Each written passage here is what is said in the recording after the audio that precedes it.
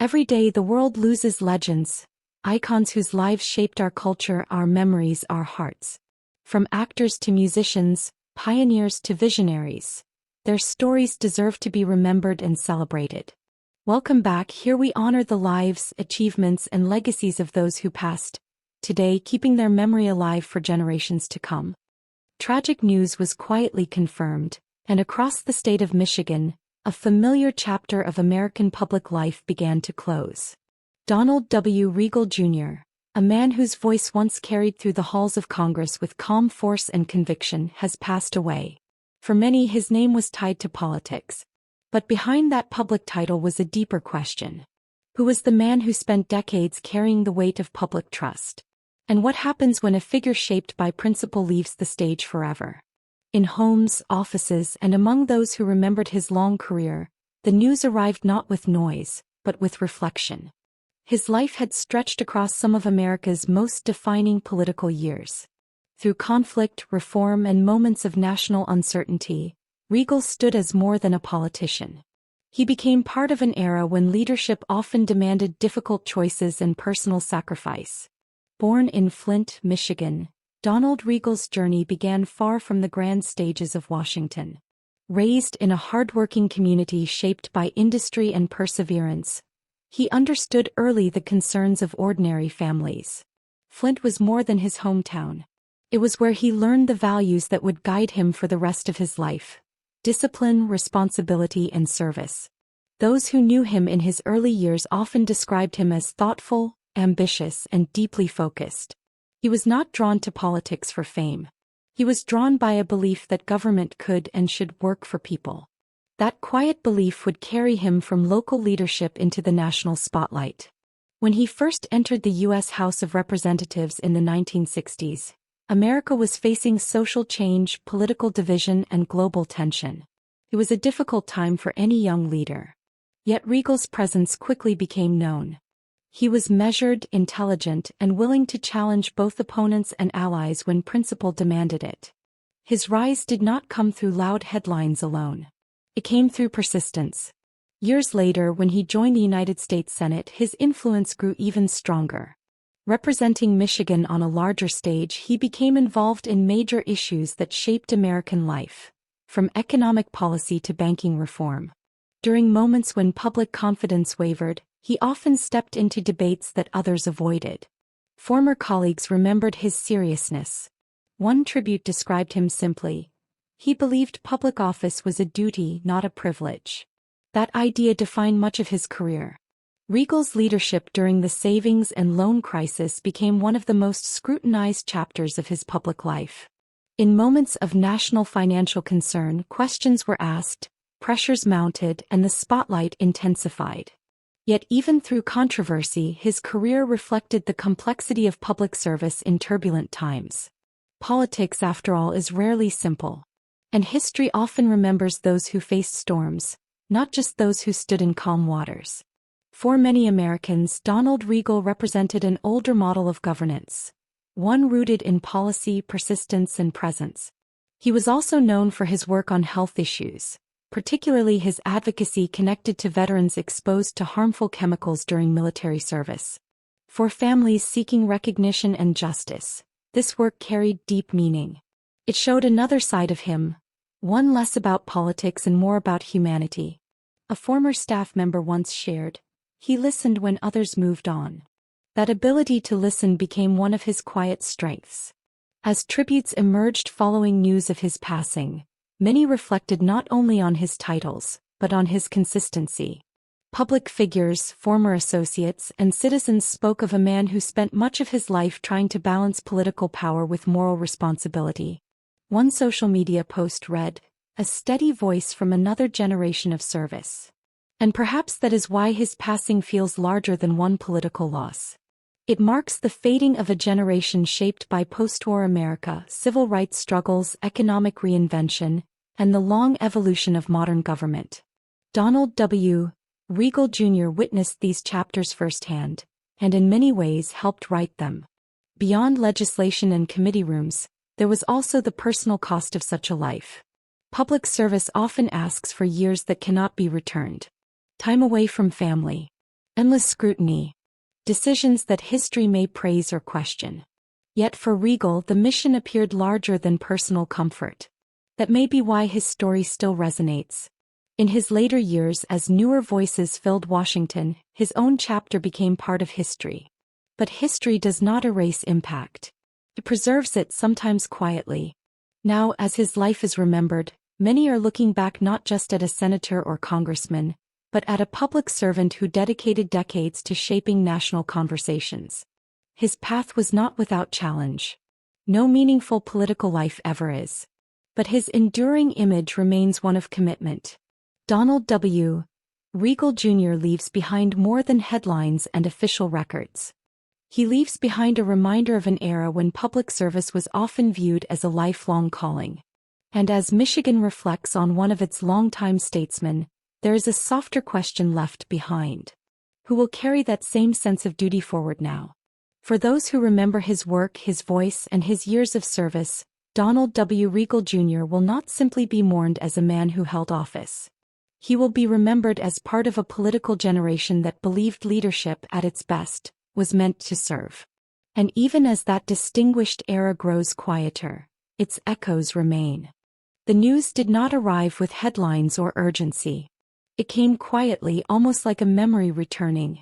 Eliseo Rodríguez Delgado, a steady and often overlooked figure in Major League Baseball, has passed away. For many fans, his name may not have filled stadium chants. But for those who followed the game closely, he represented something different. Something quieter. And now, a question lingers. How do you measure the impact of a player who never sought the spotlight yet never stopped showing up? In the world of baseball, where stars often shine the brightest, there are others who build the foundation. Rodríguez was one of them. Born in Puerto Rico, his journey into professional baseball began with determination more than attention. Like many young players from the island, he carried both talent and hope, stepping into a sport that was slowly becoming more global. The path was not simple. It required discipline, patience, and the willingness to accept roles that did not always come with recognition. By the time he reached Major League Baseball, Rodríguez had already developed a reputation for reliability. As a catcher, his role demanded focus and resilience. Every game placed him at the center of action, guiding pitchers, reading plays, and absorbing the physical toll that came with the position. He played for several teams during his career, quietly adapting to new environments and expectations. While others chased headlines, Rodríguez focused on consistency. He was not known for dramatic moments. He was known for doing his job, game after game, season after season. A former teammate once reflected, "You always knew what you were getting with him. Solid, focused, and ready." That steadiness became his identity. The era in which Rodríguez played was one of change in baseball. The game was evolving, with new talents emerging and the spotlight growing brighter. Yet players like him remained essential. They were the ones who held teams together during long seasons, often without recognition. Behind the plate, Rodríguez understood the rhythm of the game. He worked closely with pitchers, building trust that could not be measured in statistics alone. For many pitchers, a dependable catcher was more than a teammate. It was reassurance. There were no shortcuts in his approach. Every inning required attention. Every pitch carried responsibility. Fans who watched closely began to notice. Not in loud ways, but in quiet appreciation. He became the kind of player respected by those who understood the game beyond the surface.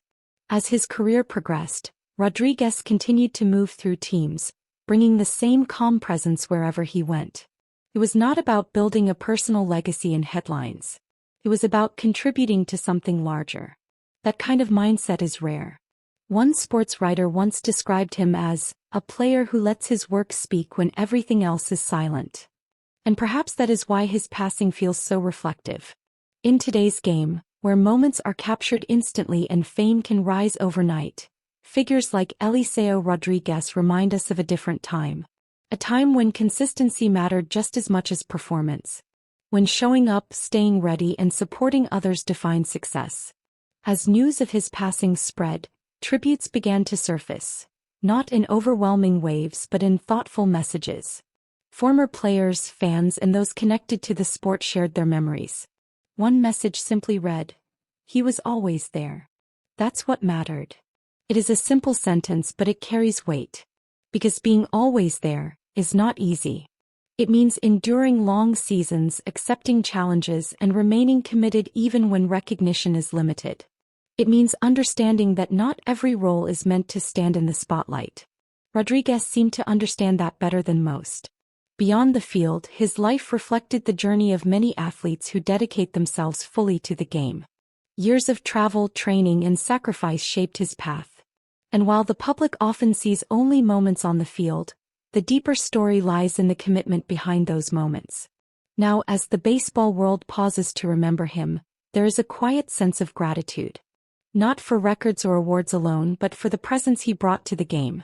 Eliseo Rodríguez Delgado may not have been the loudest name in baseball history, but he was part of its foundation. And as that chapter closes, another question remains. How many players like him have shaped the game without ever asking to be seen? His story offers a gentle reminder that greatness is not always defined by headlines. Sometimes, it is found in consistency, discipline, and the quiet strength to keep going. Eliseo Rodríguez Delgado leaves behind a legacy that may not be measured in numbers alone. It lives in the respect of teammates, the trust of pitchers, and the quiet admiration of those who truly understand the game. And in that quiet space, his presence will not be forgotten. The news arrived softly, like the final frame of a great film fading into darkness. Dean Tavares, the visionary production designer whose imagination helped shape some of cinema's most unforgettable worlds, has passed away. For many audiences, his name may not have appeared first in memory. But his work was everywhere. Inside the shadows of power, the silence of war, and the haunting beauty of stories that changed American film forever. And now, as Hollywood reflects, a quiet question remains. How many of our most beloved cinematic memories were built by the hands we rarely saw?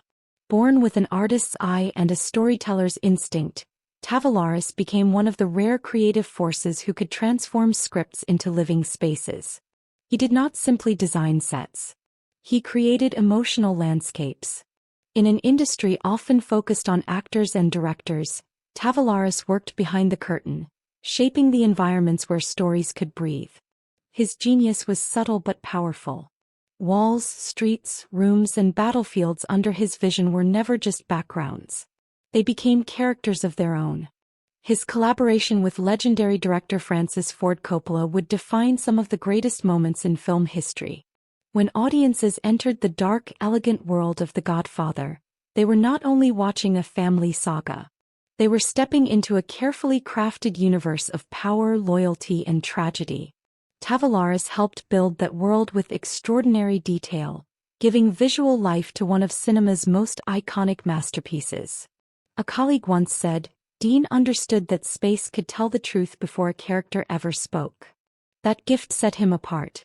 His brilliance expanded even further with Apocalypse Now, a film that demanded chaos, scale, and psychological depth. Through war-torn settings and surreal environments, Tavares helped create a cinematic experience that felt both epic and deeply unsettling. It was not just production design. It was immersion. Every detail carried emotion. Every structure served story. At a time when American cinema was evolving into something bolder and more daring, Tavares became one of its quiet architects. He was part of a generation that reshaped film not with noise, but with craftsmanship. And yet, despite his immense influence, he remained largely outside the spotlight. That quietness seemed to define him. While stars walked red carpets and directors accepted applause, Tavares continued doing what he did best: building worlds. Films such as The Conversation and other celebrated works carried his visual fingerprints, even when audiences did not know his name. But those within the industry knew. They understood his ability to translate emotion into place, turning physical design into narrative power. His artistry helped filmmakers dream bigger. As news of his passing spread, tributes reflected not only admiration but gratitude. One filmmaker shared, "He didn't decorate stories. He gave them soul." It is a powerful truth. Because cinema is more than dialogue or performance. It is atmosphere. It is texture. It is the invisible emotional weight of a room, a street, a battlefield.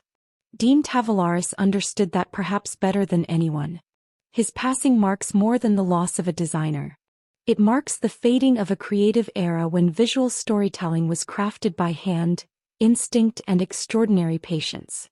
For generations of filmmakers, his work remains a lesson in quiet brilliance. And for audiences, even those unfamiliar with his name, his legacy lives on every time those timeless films begin again. Dean Tavoularis may have worked behind the scenes, but his vision stood at the center of cinematic history.